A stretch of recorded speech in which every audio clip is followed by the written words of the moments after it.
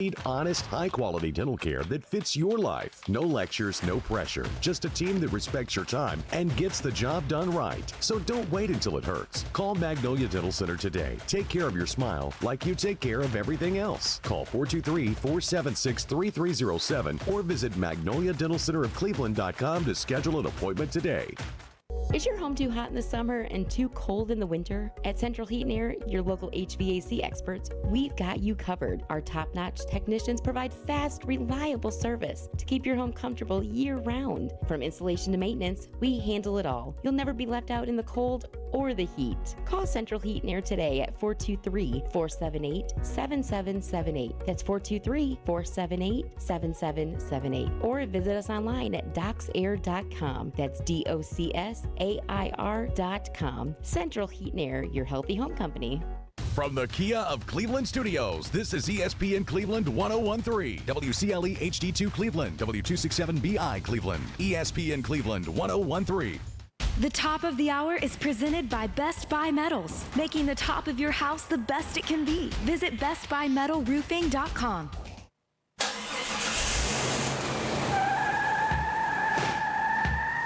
It's time for The Drive on ESPN Cleveland 101.3, presented by Hardees. We will bring you nonstop sports news from the national and local scene and everything in between. So buckle up and join in on the conversation. It's The Drive. Don't take no style. Welcome back into The Drive. I hope everyone out there is having a good Thursday afternoon. I am Jim Gum, of course. Andy is not here. Jacob's not here. Everyone's just abandoned me. I had to find some guy on the side of the road who was hitchhiking, and I brought him in here to fill in for those two dudes. But no, seriously, they had good reasons they were not here today. But we do have a fun guest, Bart Greenberger. He's been on the show before. An official. You officiate more than one sport, but I think of you as an umpire. Do you think of yourself as an overall official, or do you think of yourself as an umpire first and foremost? I am both baseball and football. And by the way, thank you for having me. I am so excited to be here. I consider myself both baseball and football. I tell everybody my number one is baseball, which is why you think of me as an umpire. My number two sport is football. Unfortunately, I suffered an injury this year. We haven't, and I know you know this. I was actually on the field at Sequatchie, got hit by a player, jammed a knee. So I'm now out for the fall for all of baseball and football. So it's killing me that I have to sit on the couch and watch sports and not be on the field and officiate. So I'm thrilled to be here. You know, it's people out there that have never officiated at a higher level, or even at the small level. Once it's in your blood, it's hard to get it out. I took so much pride in being an official or an umpire because I felt like the kids, first off, they deserve to be officiated as best as possible because that's the way it should be. Unfortunately, we've got some officials out there that don't have the care, and they don't care.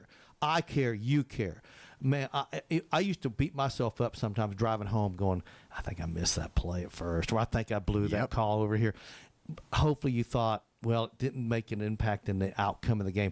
That's the worst, though. If you make a call and you feel like it might have changed the outcome of the game, those are the worst. My biggest thing, and you can ask just about any catcher, my biggest thing is communication. I am a big believer in over-communicating. I was in sales for almost 30 years. I own 2 businesses now that rely on communication. So for me, every day, talking to the catchers, talking to the coaches, and then in football, talking to the coaches, they respect, even if you make a mistake, they respect when you at least can communicate. One quick example is we blew a call. It happened to be my partner. Doesn't matter. I was part of it as well. We blew a call. Baseball. We knew we blew it.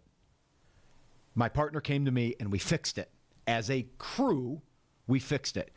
Coach comes out, says, what's going on? What did it? I said, Coach, he knew he missed it the second he made the call. We talked about it. We got it right. He's human. Yep. The coach said, thank you, turned around and went to the dugout. Even though it went against him, He appreciated the honesty. We blew it, and we fixed it. Yeah, I've done that. I've absolutely blown a call and instantly knew I just blew that call. And you got to at the end of the day, you want to get the call right. That's the it. teams that's what you're on the field. You're getting paid to be correct. The teams expect you to get it right, and if you know instantly you blew it, or you've misinterpreted the way the rule should be done, you got to fix that too. Now, and I always like working with a partner or partners who were willing to have my back and were willing to say, Jim, I saw it like this. It's okay to overrule me, because as an official, sometimes we get screened. You can't see through another human being. We're on the wrong side on that particular call.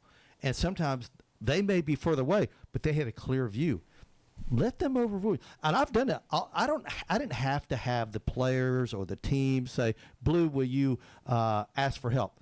A lot of times I'd make a call and I'd say, time. I said, I'd go ahead and ask for help anyway. But I'm like, I was screened. Here's what I saw or didn't see. Did you see it? And you have to see it 100% before you can overrule it. And you've heard it a million times, angle over distance. That's right. And that's what we teach in every sport. I do football and baseball, but angle over distance. Yeah. So we're going to have this is going to be a little bit of a theme. We're going to talk. Listen, we're going to talk a lot of college football. By the way, the SEC is going to reveal their 9-game schedule on Tuesday, so we'll know the 3 permanent opponents that Tennessee will have. There's a lot of speculation out there. Obviously, we know Alabama and Vanderbilt will be two of the 3. Yeah. Who's going to be that third one? Personally, I think it'll be Kentucky, but there's some people that think that, hey, it might be Georgia.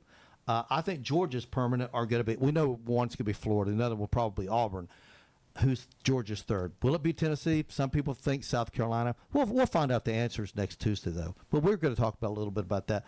And there's a lot of other things going out there. I want to get your opinion on this. Saw this just before the show began. Clayton Kershaw. And I listen, I'm not a Dodger fan, but I appreciate greatness. He's one of the greatest, let me quote this, regular season pitchers I ever saw. Period. One of the greatest I've ever seen. End of paragraph.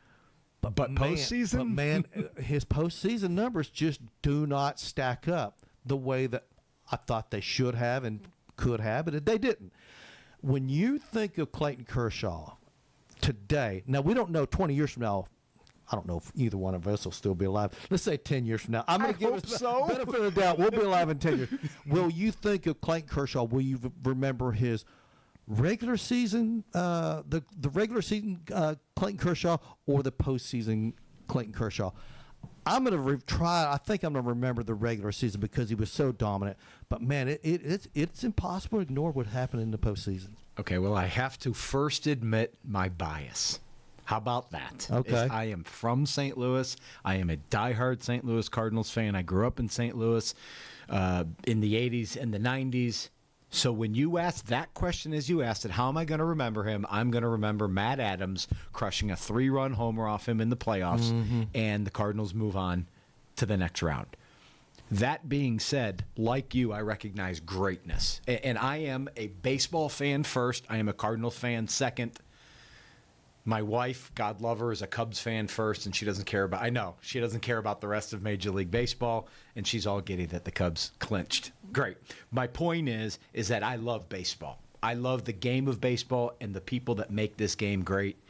And you cannot say that there are 9, 10 other people who have towed the rubber in Major League Baseball better than him over the course of his career. Yeah. Now, and then when we talk about lefties, let's not even talk about he's probably the top 2 or top 3 lefty. But regular season stats are amazing.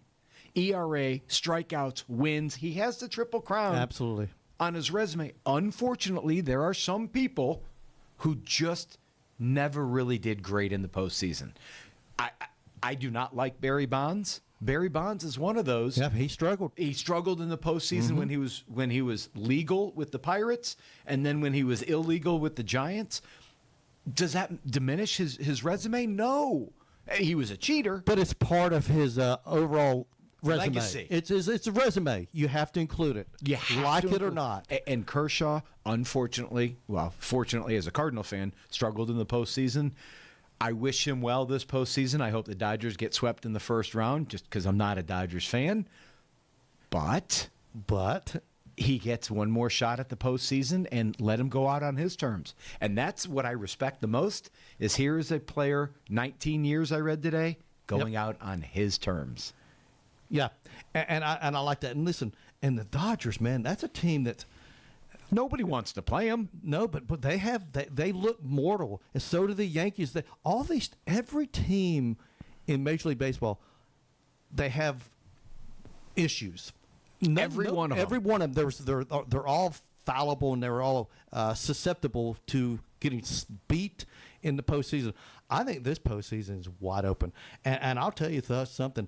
I picked my World Series teams about 2 months ago. Tell me. I picked the Cubs and the Toronto Blue Jays, and I'm sticking with it. I know Milwaukee has had their run, but every team out there just has so many flaws. I'm like, why should I change? I'm staying with the Cubs and the Toronto Blue Jays. Those are the two teams I'm picking. So, well, first of all, love, if you're listening, you know I hate the Cubs. I know my wife isn't listening, so I don't have to worry about it. But just in case she's turning in, they just don't have the pitching. I think the Justin Steele pitching injury in April was bigger than people realize. I think Shoto getting injured in the middle of the year was probably great because it saves his innings for the postseason. True. And he's getting hot. But I just had a conversation with a former client, very good friend of mine today. We went through the Cubs lineup. And here's the only problem, is on September 15th, 17th, 18th, whatever the date is, offensively, 5 of their core people are still struggling. Struggling. Yeah. Does that mean that 2 weeks from now they'll be hot as could be? Yes, it could be. Swanson isn't doing what he was, and Carson Kelly is a shell of what he was in the first half because that was an aberration. Seiya isn't doing anything. PCA is way down. Kyle Tucker's on the IL. Stay with your Cubs prediction. Yeah, that's why I'm doing it. That's why I'm doing it. But they don't have the hitting right now, and they don't have the pitching. They could be just like the Philadelphia Phillies, right? I mean, the Philadelphia Phillies, they could suck all regular season, and in the postseason, they just blow everybody out the water. Listen, right? and I know that the Phillies and Dodgers are going to be the odds-on favorite, and I think Milwaukee is too. But I picked the Cubs 2 months ago, and I'm like, none of these teams have just separated themselves so much that for me to change. I'm like, no, I'm going to stick with it. And then the Toronto Blue Jays, again, very, decent team. They don't wow you. I'm just like, I think that they're going to do something in the postseason. They hit the snot out of the ball. They do, but man, their pitching at times can be vulnerable. I'm going to give you a team because I thought about this today. I'm going to tell you a team that will just be a dark horse. The New York Mets have called up not one, not two, but 3 stud pitchers that are too dumb to know about, for their sake, are too dumb about the pressure that's going to be on postseason. And I happen to have one of the kids, Nolan McLean, on both of my fantasy baseball teams. And I'm telling you, this kid right now, after 5 or 6 starts, has like a 1.19 ERA. What? Yeah. And the Mets, by the way, did win today, so they're 2 up in the wild card, 2.5 up on Cincinnati and San Francisco, but they're 2. So, listen, the games are dwindling. It doesn't matter where you finish. Just get in. Get in. Yep. At that point, it's. I think it's wide open. I think the postseason is wide open in Major League Baseball this year, which I love, by the way. Oh, I love that. I'm just going to put it out on record because this is, the radio, so it's official. The most boring anti-Major League Baseball World Series is going to be Detroit and Milwaukee. You heard it here first. Major League Baseball doesn't want it. And Detroit's struggling too, man. They are struggling, but when you've got Tariq Skubal, I don't think I pronounced that right, but close enough. Skubal or something like that. Skubal, yeah. He is a stud. Yeah. I like that Tigers team, okay? I do too. I do. I like Kerry Carpenter. They have really started struggling here lately. I'm like, what happened to this Tiger team back in the summer? Who in the American League is your runaway? Nobody. The Yankees have no pitching right now. None. And we all know they can knock the cover off the ball, but you got to get people out. I'm not so sure they can hit that much anymore. Yeah. All their Goldschmidt and Jazz have gone down to normal human levels again.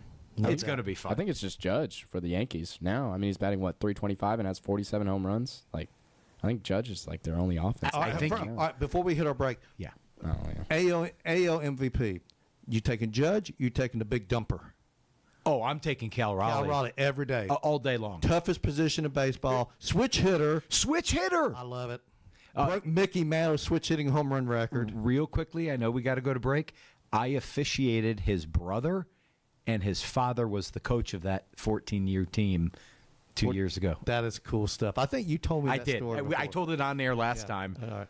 Let's go ahead and take a break. Hey, when we come back, we're going to have a guest with us. We're going to talk to Caleb Giroux. We're talking a little Tennessee football, Tennessee volunteer football. We've got to make sure we not the Titans, it's the Vols.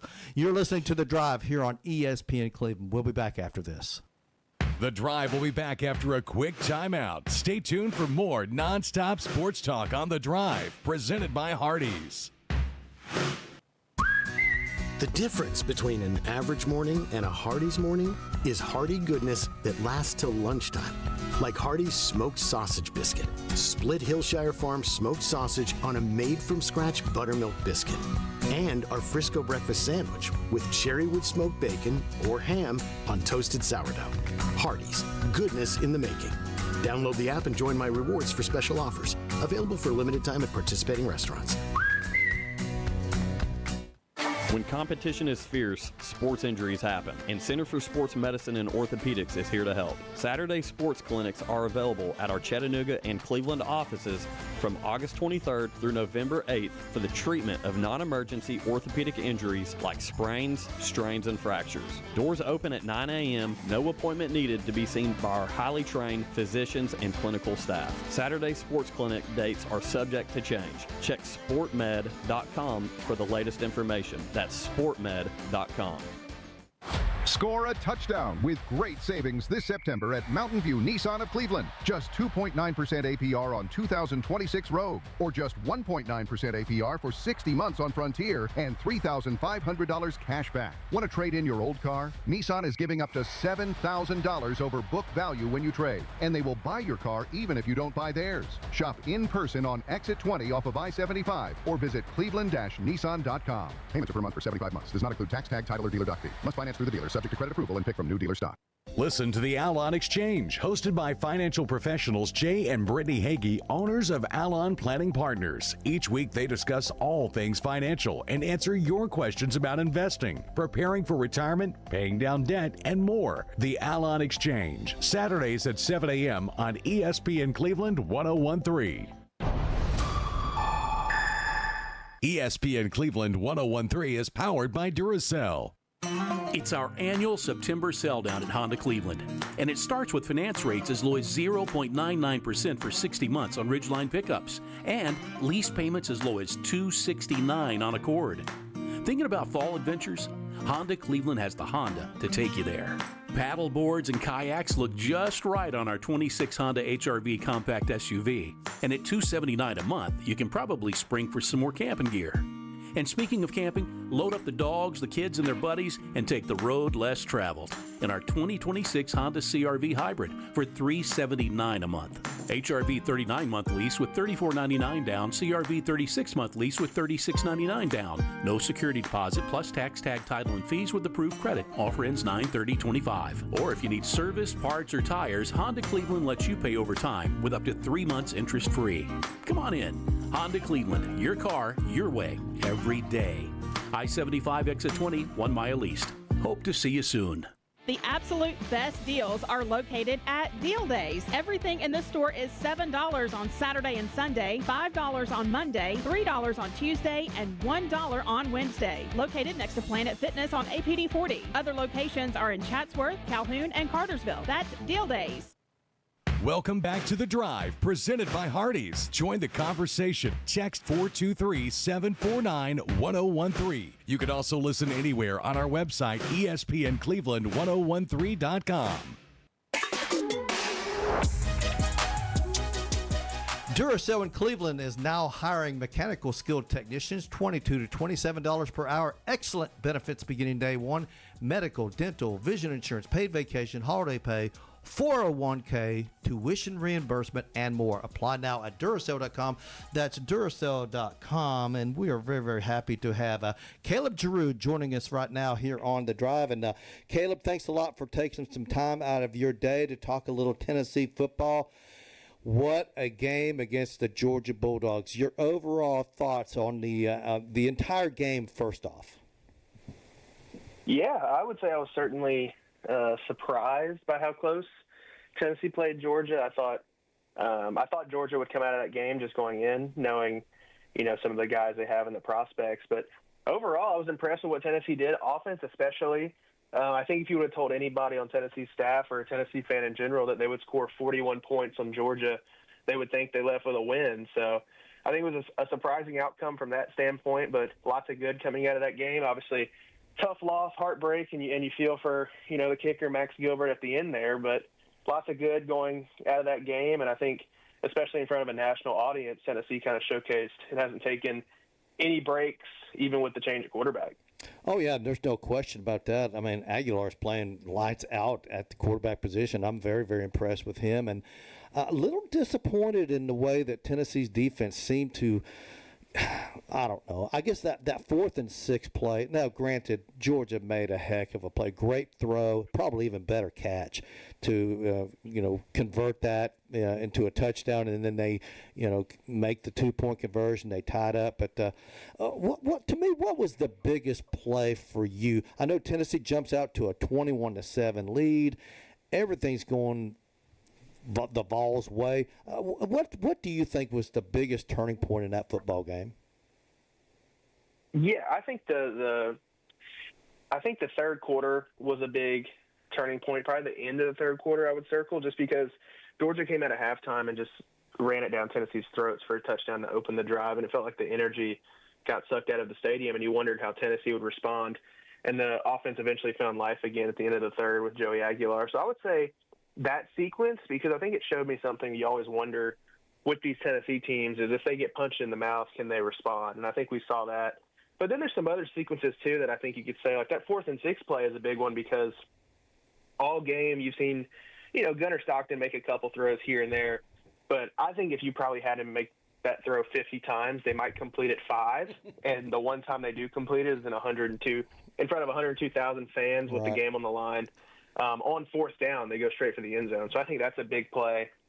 And then I do think the field goal at the end of regulation is a big play, not for the fact that he missed it, more so for the fact that it never felt like Tennessee mentally recovered from that. Like, I think that switch to overtime never truly happened, because it felt like they had the game won, and then they didn't. But even inside that sequence, like, there's a false start that doesn't make much sense. When Tennessee recovers a fumble, there's a penalty on that sequence on the strip sack, and then they have to settle for a field goal after running the ball 3 times. So I think there's little plays overall, and it's not a game you can sum up with one play. I think there's sequences, from first quarter through fourth and into overtime that decided this game, which I don't know if that makes it better or worse if you're a fan. Sometimes you like to have one play to circle, but I feel like this game from start to finish, Tennessee could clean up some things in some pretty big areas that would have resulted in a win. Caleb, this is Bart Greenberger. You mentioned the psychological side of it, and because football is so strong on the mental side, do you think that could carry over to the next game, or maybe the next big game that Tennessee plays? I don't think it's going to be as bad as we've seen from some teams, just because the way Tennessee, this team feels like they have strong leadership. I mentioned a second ago, but that sequence where Georgia goes down and scores just basically running the ball. I think they had one pass play on that drive, and the stadium feels empty, and Tennessee comes back and responds and continues fighting. So I think that's a big sequence that kind of shows what this team is made of. And I think it's probably good that you get, a team like UAB the week after that Georgia game, because I would worry maybe if another big team came into Neyland Stadium, if Tennessee would get up for that game after the emotional letdown of the week before. But by all accounts, it feels like this team is moving on and, kind of taking it positively where, you watch the film and you're annoyed with how many times you could have won the game. Get a stop on 4th and 6, that game is won. Maybe if you score a touchdown instead of settle for a field goal in the strip sack, you can win the game. Make the field goal, you can win the game. And I think that Tennessee's disappointed, but it's also, I think it's good mentally that you were in that game, especially for a team that hadn't scored more than 17 points against Georgia under Josh Heupel. You went out and hung 41. Now, I don't think this is the same Georgia team of years past, but it's still the Georgia Bulldogs. I think it's good for confidence to see that lopsided number on the scoreboard against what's usually a very good defense. Let me ask you this. Let's assume the Southeastern Conference gets 4 teams in the playoffs. Is Tennessee one of the 4 best teams in the SEC, in your opinion? Right now, I would say they probably are, just based on some of the results. And I think their schedule is going to play out very nice for them to prove that. I think Florida being down helps them with that road game in the Swamp, especially late in the year. You look at the way Florida's playing right now and how rabid that fan base is in Gainesville. I would be willing to bet if Florida keeps trending downwards, that game will be empty, and the Swamp might not be its full capacity. Right. And then you're already past Georgia, and that was a close loss in overtime, so I think that helps you in the committee's eyes. You got Alabama on the road. We've seen Alabama play really bad, like against Florida State, but also they looked pretty good last weekend against Wisconsin, so that's a chance to get a good win. Mississippi State here in I guess a week and a couple of days all of a sudden looks like a competitive game too. Yeah. But I think the big one circled for me is when you welcome Oklahoma to Neyland Stadium, because they're playing good football right now. They've got another big game this weekend, but if they keep rolling, Tennessee has an opportunity to maybe not get the marquee win you want, like over Georgia. But even then, if the SEC does kind of like last year and continues eating itself up, and Tennessee can get a couple big wins, maybe say at 2 losses, with a win over Alabama or win over Oklahoma, win a couple of those games, I think they'll be smooth sailing for a playoff berth. Because the SEC feels weird this year. I think it's probably deeper than it has been in previous seasons, but it doesn't feel like you have that top-end talent you're used to where, in previous years, maybe even last year, you can look like it felt like if you played Georgia in the regular season last year, you're probably leaving with a loss. Now, Georgia looked pretty beatable over the weekend if they run into the wrong opponent. So I think the SEC, some of the teams feel vulnerable, and I think that'll help Tennessee in the long run too, especially with an early loss. Final question before we let you go. Where's the weakness on Tennessee's offense? If there was a weakness on that team, where would you say it is? Yeah, honestly, for a weakness, I would say I'll do 2 answers. I think if Tennessee is fully healthy, I'd say the weakness is at running back. Mm-hmm. That's me. And just not even saying anything bad about the running backs, just that the receivers have played so well. I think your weakness now is, can you run the ball consistently to keep up with that passing game? They've shown it a little bit, but you don't have super explosive guys at running back. Now Peyton Lewis, Star Thomas, Deshaun Bishop, those guys might come out and show you something else as the season goes on. But I would just circle those guys just because with how well the passing game has been, I think that's probably the weakest part of the offense, but I still don't think it's that big of a weakness. What still worries me is depth at wide receiver, though. Like if Chris Bradswell gets hurt this weekend, you're already down 1 freshman receiver. They came in the year with 7 scholarship receivers, so you're already playing it dangerously. And then, if Braylon Staley gets hurt in the slot, you could slide Mike Matthews in. They've played different guys in different positions this year, but still, you're going to have to adjust to those receivers if they get hurt. So I think healthy, the weakest part is the running backs, and I don't think they're necessarily a weakness, but I still worry about if a couple wide receivers get banged up, especially once you get into the gauntlet of SEC play the next few weeks, what happens with those guys, because they are susceptible to injury. It's the SEC, and you're throwing the ball up, somebody's going to get hit, and I worry with the lack of depth at that position and so many unproven guys what that'll look like. But, hey, this weekend will be a good one for those receivers to continue to get reps. I know we saw a couple against ETSU look good. I think Travis Smith Jr. had a good play in that game. But you need some of those guys to get comfortable on the football field because you're a couple twisted ankles away from, all freshmen at the wide receiver position. Right, absolutely. Caleb, man, we appreciate your time again, man. Awesome. Thanks for having me. All right. Caleb Giroux from the Daily Times. Appreciate him coming on and talking a little Tennessee football. Obviously, we've reviewed that game multiple times. It's always good to get the point of view of someone that covers them on a daily basis. All right. Bart, I'm going to throw some questions out at you. And now, of course, Bart Greenberger is filling in for Jacob and Andy. Hey, you're doing the job of 2 guys. I just want you to know that. Thank you. College versus NFL rules. Are you a 1 foot inbounds guy or a 2 feet inbounds guy as far as completed pass? In the NFL, you have to have 2 feet in. In college, high school, you only have to have one. Which rule do you prefer? Absolutely 2 feet. It's not a catch if it's 1 foot. I know I have to call it as such in high school. I'm a 2 foot inbounds guy. See, I'm a 1 foot guy. Of course you are. Okay, here's one, and I've been talking about this for years, actually decades. The wide hash marks in college football, they're 40 feet apart. The NFL is 18 feet 6 inches. Why are they 18 feet 6 inches? Because that's the width of the uprights. The hash marks line up perfectly with the uprights in the NFL. Perfectly. They changed that in 1974. Okay, NFL college football. The college football used to have the wide. High school, by the way, are 53 feet and 4 inches, which is exactly 1/3 of the field. That's why the high school. The college hash marks are 40 feet apart from each other. Do you like the college hash marks or the NFL hash marks? NFL. Same here. And I'm going to say this. Had the game in Knoxville had the NFL hash marks, I think he might make that field goal because I think he was at such a severe angle. He just pushed it too far to the right. Had it been the same width as uprights, he doesn't have to do that. I'll never understand why college football does not adopt the NFL hash marks. Drives me crazy every time I watch a game. I see it all the time. I'm like, what in the world are they doing? I agree with you, and I don't understand why. You know what it is? Well, it ain't broke. Don't fix it. Well, it is broke. Well, says you. That's my opinion. All right. This one, I think I know the answer. I don't know anyone. That's the traditional kickoff in college football that we've seen forever, or the NFL's dynamic kickoff. You know what the dynamic kickoff is? I do. Yeah. And I can't stand it. I can't either. I don't know anyone likes it. Well, the reason they're doing it's a safety thing. We know why. No.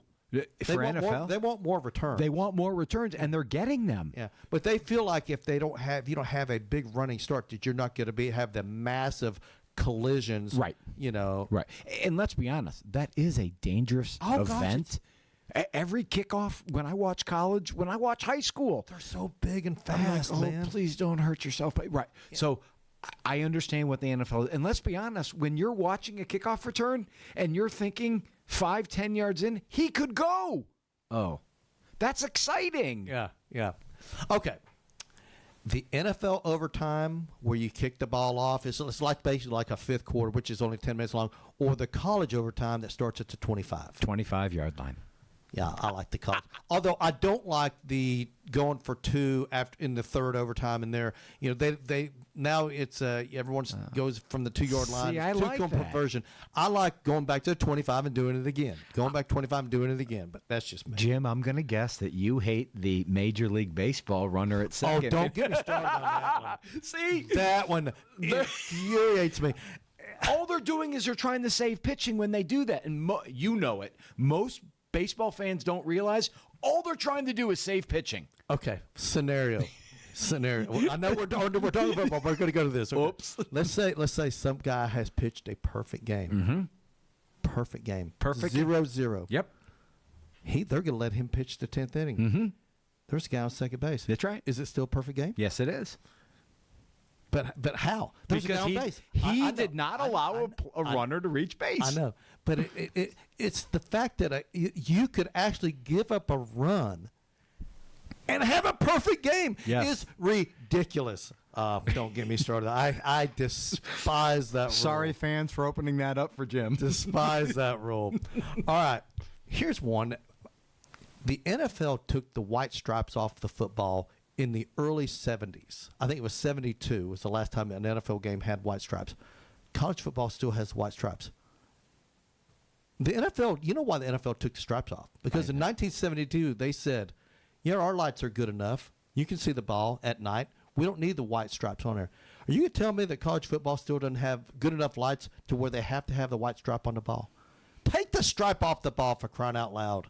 Jim, I'm going to tell you that I have been a diehard football fan for 20,000 days. I never knew one had stripes and one didn't. Yeah, the college and I believe the high school and college ball has a stripe on it. The NFL ball does not, and hasn't had since 1972. If you're going to ask me which one I prefer, The answer is I have no opinion. You have no opinion. All right, now I saw this a few years ago, and they're not going to do this, okay? It's because you'd have to bust out seats. The field dimensions of, in case you're out there, you don't know the field dimensions of a football field, is 360 feet by 160 feet, which is 120 yards, including the end zones, by 53.3 yards, and it's 53 and a third yards wide. There's been talk about leaving or changing the football width of a field to. I saw a proposal going to 55 feet, which is only another 1.7 inches, or maybe even going 60 feet. You're saying feet? You mean yards? No, I mean right. You're right. Would you be opposed to the dimensions, the width of the field being increased over what they are now? If you ever seen a CFL game? I have. That field is ridiculously large. It's way wider, much longer. They have 25-yard deep end zones, okay? Instead of 10-yard deep. They're 25-yard deep end zones. And the goalposts are at the goal line, not the end line, like the NFL had back in the 70s. Back in the 70s. Would you be opposed to widening the field? Maybe 4 or 5, maybe 10, maybe let's say 8 yards. I would first want to know the why. As an official, I wouldn't like it because that means I have to run. The why would be open up offenses more, opening up the offense. It would lead to a wider field means more offensive success. I'm gonna say I'm not opposed to it, but I don't think it's necessary. Yeah, it's not going to happen. No. And the reason because these $1 billion stadiums they've built with the stands so far. Good point. You'd have to rip out a couple, 2-3 rows to where you're not so close to the sidelines and everything that the guys are running into the stands and everything. It's not going to happen. But that was actually thrown out there, I guess it was 7-8 years ago. And the same thing happened. I heard people talking about the basketball court, college and the NBA court being wider as opposed to not longer, but just wider. I don't know, stuff like that. I always wonder whatever happened to that talk, and it just kind of disappeared. But anyway. High schools could never go to it. I think of like the high school field at Tryon down in Georgia. I'm telling you, when I officiate on that field, I fear for my life because there's no room on the sidelines. The fence is right there? The stands are so close. I actually kicked a kid out, an 8th grader, this year. He hit a kid late out of bounds, and the runner hit his helmet on the actual metal bench. Is it not padded? No. It's not. No, the bench. No, I was thinking of the stands. Oh, no, he actually hit the bench. Oh, man. And it was only 2 or 3 steps. So the kid hit him late, and he didn't have anywhere to go. Oh, man. So I kicked the kid out. It was a late hit. Nobody argued it. There's just no room. So if they try and start expanding it, and then they try and get it down to the high school level, there's just no way that's going to happen for years. Next time you watch a football game at in Stillwater, where Oklahoma State plays, watch how close the stands are to the field. It's ridiculously close. I mean, I don't know how people aren't injured there all the time. I mean, there's literally like where they put the bench it. Literally, their backs are against the stands. Yeah. That's how close it is, and I don't know how that's legal. Oklahoma State is crazy close. All right. I saw this today, and we're going to hit a break here in a minute because we got to talk to Coach Damon Floyd. The site of RFK Stadium is going to be the new site for the Washington Commanders. Don't get me started on the nickname change. I still sometimes slip up and I call them the Redskins. I'm like, oh, that's right, they're the Commanders now. But I think that's good. I love the fact of a team playing their games in the city in which they call home. The roots. Their roots. Yeah. I loved watching those games at RFK Stadium back when the Redskins were really, really rolling back in the day. Were fun games.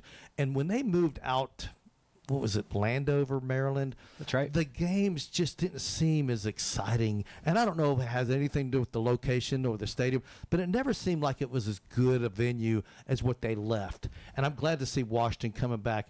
And I always wonder, when teams vacate the cities, like the New York Jets, New York Giants, they play in New Jersey. Mm-hmm. You know, Buffalo plays in Orchard Park. You've got several teams that don't play in the city. I think it's a better atmosphere when a game is within the city. Within the city itself. I'm glad to see Washington coming back, though. So did you have I know you're a Cardinals fan. Did you ever go see the Cardinals play at Bush Memorial? I'm talking about the St. Louis Cardinals football team play at Bush Memorial. My father was a season ticket holder, and there is a picture somewhere of me standing on the field, leaning up against the goalposts during an NFL game of the St. Louis Cardinals versus the Los Angeles Rams. Was it a preseason game? No, it was a regular season game. How were you not? You know, they're not going to arrest a little kid. I was legally there because what happened is did you have a field pass? I did. My father got 2 tickets that day. Scalp, whatever. I don't know. Maybe he bought them. It doesn't matter. And we were in the second row. By the way, when you're in the second row at an NFL game, you can't see anything. That's right. They're so low, the players are blocking your view. That's right. Who sits down next to us is one woman who was a wife of somebody with the Cardinals, and her friend, another wife, wanted to sit with her, but they only had 1 ticket. So my father gave his 14-year-old son the field pass. He sat with the 2 women. I was on the field with somebody else with the Cardinals. That is too cool. And there is a picture of me leaning up against a goalpost during an NFL game. That is cool stuff, man. That's cool stuff. I'll tell you, I used to work for the Cincinnati Reds, and we used to I worked at Riverfront Stadium, and the conversion of those multi-purpose stadiums was really cool. How they literally on railroad tracks, the stands would rotate around. To make it, the sidelines would be parallel to the sidelines of the football field, and to have to scrub the white lines off and everything else like that. It was really cool. It was hard work, but, man, I was in heaven back then. I was 18 years old. Of course, you got to go to every Bengals or Reds game I wanted to. You talk about a cool gig for a kid just out of high school. Love doing stuff like that. St. Louis, Cincinnati, Pittsburgh all had that same type of multi-use stadium. Multi-purpose stadium. Boring. Okay, here's one more before we hit break. In football and basketball, when your foot's on the line, you're out of bounds. Yes, sir. In baseball, you're in bounds. When the ball hits the chalk, it's a fair ball. It kind of reminds me of George Carlin. Yes, Remember the I was George thinking Carlin? that. In baseball, you wear a cap. Football, you wear headgear or a helmet. In baseball, you have the 2-minute. In football, you have the 2-minute warning. In baseball, you have the 7th inning stretch. Football, in football, it's what down is it? It's 3rd down. In baseball, who's up? Who's up? Oh, are you up? No, I'm up. Football offenses, and I love that. I wrote this down. Football offense is led by the field general, the quarterback, who is launching an aerial assault with passes to move the troops into enemy territory. The object is to combine aerial and ground attacks to break the enemy's defensive line. In contrast, the objective in baseball is simply to be safe at home. Go home. Go home. I'm going home. Safe at home. Anyway, with that, we're going to hit a break. And when we come back, we're going to talk to Damon Floyd, the head coach of the Bradley Central Bears. You're listening to The Drive here on ESPN Cleveland. The Drive will be back after a quick timeout. Stay tuned for more nonstop sports talk on The Drive, presented by Hardees. Hardees is hiring. Join the Star Team. Flexible scheduling, daily pay, free meals, 20% family discount, plus paid vacation for part-time and full-time employees. Apply in-store or online at hardees.com today. Do your legs feel heavy, tired, or achy? Dr. James Gooden at Milligan Vein offers an office treatment that can make you look and feel better, and your procedure is covered by most insurance. Visit milliganvein.com or call Dr. Gooden today at 423-961-5682. Need a new shop, garage, or other unique space? Explore post-frame building kits from Best Buy Metals. Best Buy Metals kits utilize steel trusses for the ultimate in strength and durability. When you need it to last, call Best Buy Metals. Stop by or visit bestbuymetalroof.com for your custom structure. When it comes to your vascular health, you have a choice. Don't wait weeks for an appointment or settle for less than the best. At the Vascular Institute of Chattanooga, we make it easy. Timely appointments where you're seen in days, not weeks. No referral needed. We're the only vascular practice in the region to accept self-referrals. And we have 6 convenient locations. Expert care, always close to home. Choosing VIC means choosing the regional leaders in vascular care, where experience, convenience, and advanced treatment come together for you. Your health, your choice. Choose VIC. Call today or visit vascularinstituteofchattanooga.com. Cleveland Tire Center, locally owned and operated for over 45 years. Cleveland Tire, your one-stop auto care shop in Cleveland. North Lee Highway, where the name says it all.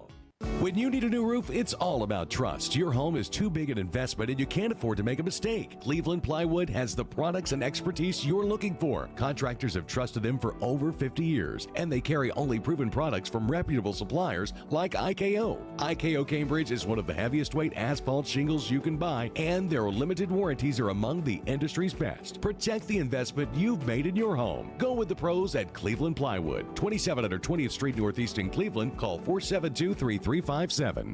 This is Alfonso Revizo, General Manager over at Crown in Cleveland, your local Jeep and Ram dealership. Welcome back to The Drive, presented by Hardees. Join the conversation. Text 423-749-1013. You can also listen anywhere on our website, ESPNCleveland1013.com. When it comes to Mayfield Dairy Ice Cream, you'll never have a boring bite. Their limited edition ice creams, cherry chocolate chip and banana pudding, are inspired by traditional Southern recipes and seasonal favorites. Pick some up today at your local grocery store. And we're happy to be joined right now by Bradley Central High School football head coach, Damon Floyd. Coach Floyd, how you doing, man? Doing good. Doing good. Fantastic, man. So, big win this past Friday night. Tell us a little bit out there. People that weren't able to go to the game or see it, tell us your takes, I guess, overall for the game.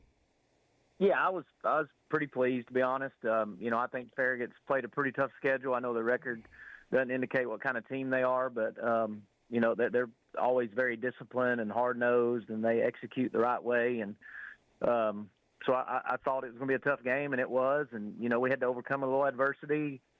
We jumped out on them pretty good, and then, kind of had some things not go our way. Nobody's fault in particular, but had some things go against us, and we had to overcome it, and we stuck together and found a way to, to close out a win. I thought defensively we played really well, except for one play. Their quarterback, we flushed him out of the pocket. He scrambles, makes a throw, and they score a touchdown. But to hold them to 10 points, I was pretty pleased with our defense. And then offensively, we did enough to put some points on the board and killed a couple of drives, but those were mistakes we made. We got down inside the 5 another time, but we had 2 holding calls. So, but that's going to happen. That's part of the game. So I thought I was pretty pleased. Special teams went really well too. So penalties were a real issue earlier in this season. How have you addressed that as the season's gone on?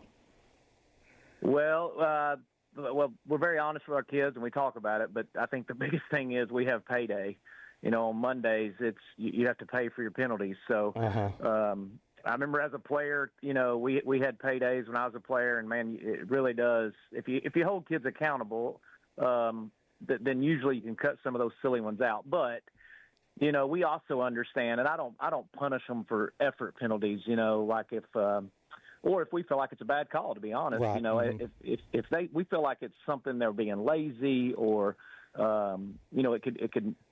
we could do without the penalty, I guess is the easiest way to put it, then we don't punish them for that. We punish them for the ones that they can correct. So we just try to hold them accountable in every which way, and usually it helps out, but we'll never be penalty-free. And honestly, if you are penalty-free, I don't know if you're really playing with 100% effort. Right. And we all know that there's going to be holding calls. You can't avoid those sometimes. And every now and then there will be a blocking on the back on a kickoff or a punt return, things like that. And some of them are very subtle, but I mean, the officials got to call. If it's a penalty, they got to call it. That's just bottom line. Yeah. Let me ask you something. What about this Red Bank team you got coming up? What do we know about these guys? They've played a tough schedule as well. They're very athletic. I'm hoping, from the looks at it on film, this may be finally one team that we're overall bigger than, but they are definitely very fast. They play the game the right way. They're intense, and they get after it. So, just like any game you play against good teams, we can't turn the ball over, and we can't have those silly penalties. But I I think we got to make them drive the length of the field. I think we do have the advantage with our kickers, so we have to make sure that we win the field position. And obviously, if we're on defense, we got to make them drive the length of the field, and hopefully they don't make a mistake before they do that. And I do think it's going to be a struggle, at times for us to move the ball offensively. So we understand that. So punting, it's not a bad thing. We just have to win the field position. It's so funny that you mentioned the size, because I haven't asked you this before, but in my mind, I thought Bradley doesn't look as big this year as they have in years past. I guess it's just one of those things. It's just nothing really you can do about that when your team's a little bit smaller this year. I guess it's just something. I guess that's something you have to deal with on a weekly basis. Then, when you feel like your team is not as big and physical as they've been in years past.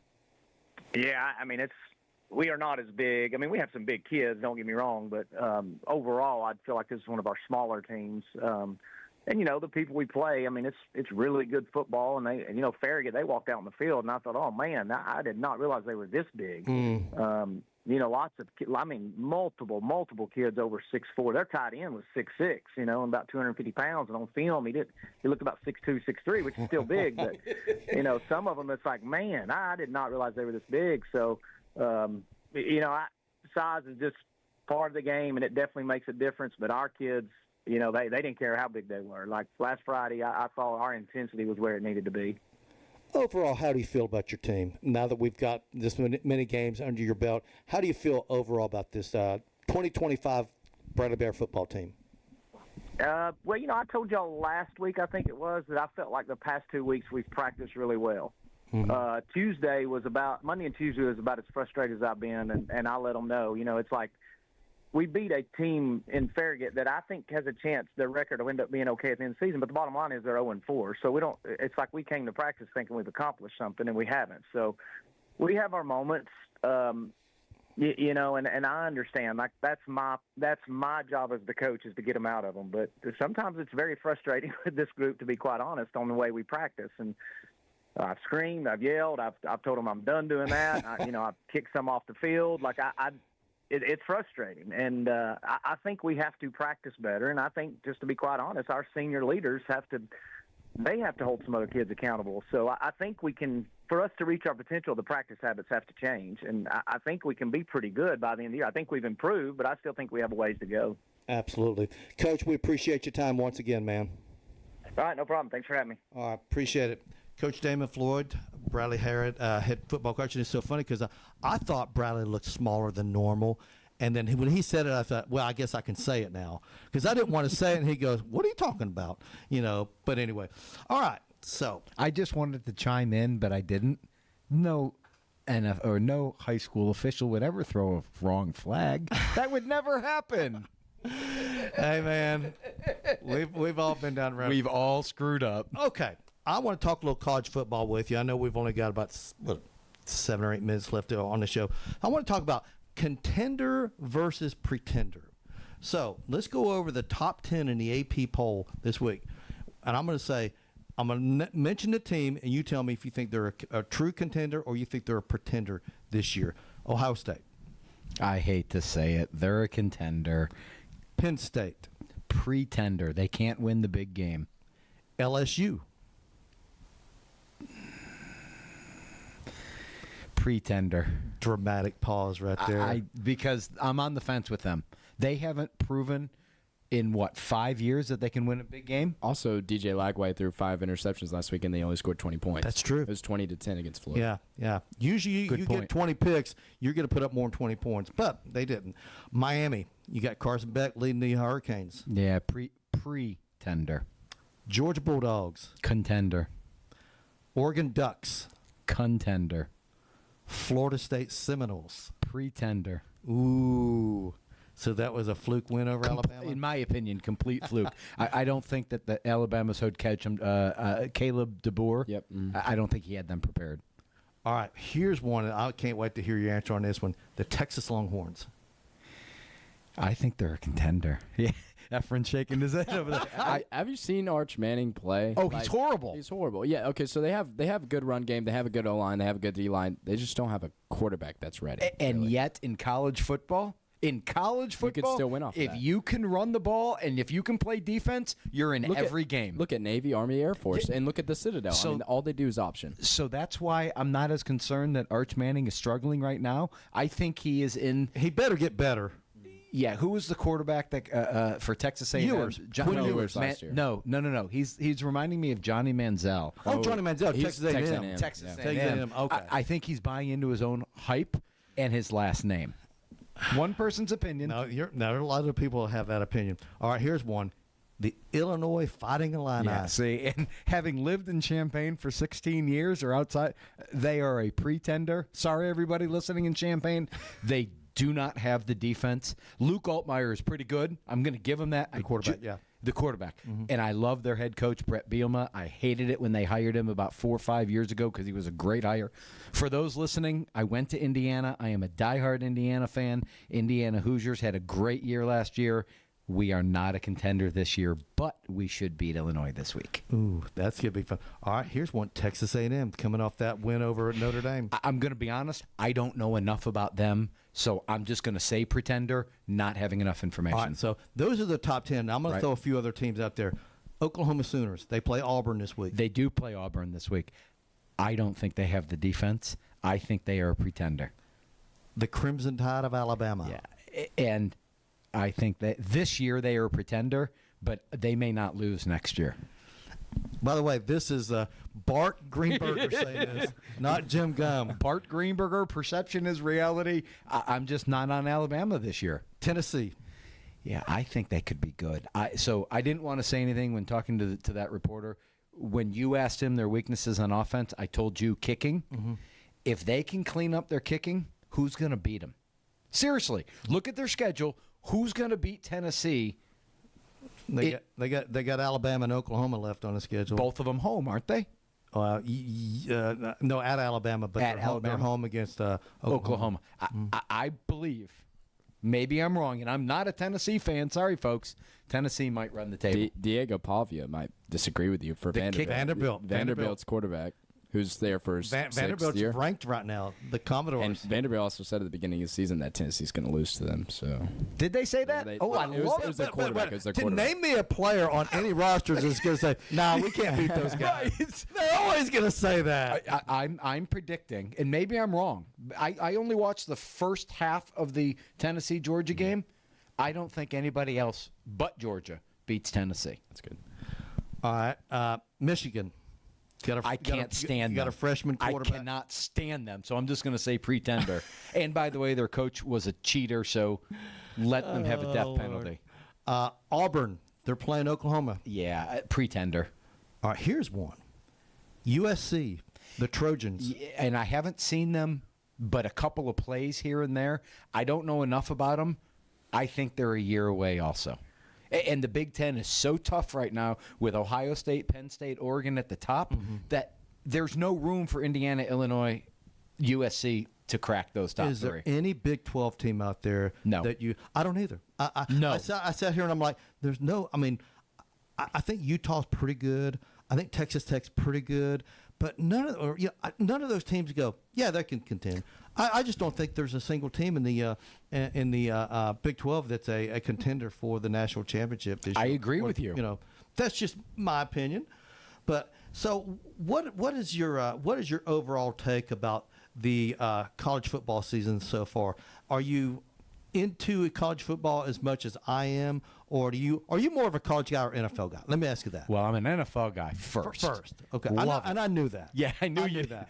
So I went to Indiana. We didn't have a football program until last year. How's the basketball program going to be? That's the big question for you. They have 15 new people on the roster. Oh, my gosh. Out of 15. Darian DeVries, he came in. He brought his son, who I guess is pretty good.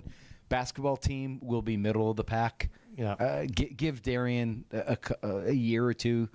I believe the football team will either go 9-2 or 8-3, and this week is going to say a lot. Well, if they go 9-2 and 8-3, then they're missing a game because they're playing 12 games. 10-2. 10-2. I love it. 10-2. All right, last question. Who's best team in the NFL right now? Oh, in the NFL? Yep. Who's best team in the NFL? Is it the Eagles? You're saying Who's no. supposed to be NFL? I'm saying the Green Bay Packers right now. So right now, defensively and offensively, they're looking amazing. They haven't let up, 20 points? Yeah. And they've played two decent offenses. Yep. And I'm going to say this last thing. Watch out for the Los Angeles Chargers. I'm telling you. Justin Herbert. I'm telling you. He's playing good. He's on my fantasy team. Me too. He's good. He is good. He's real good. Did you guys see the Khalil Mack injury Monday night? Lordy. He's that was out for a so while. gross. Yeah, he's out for a while. For no doubt. Bart, thanks so much for coming over here and doing this, man. You did a great job once again. You have been listening to The Drive here on ESPN Cleveland. I hope everyone out there has a great Thursday. We'll see you guys tomorrow.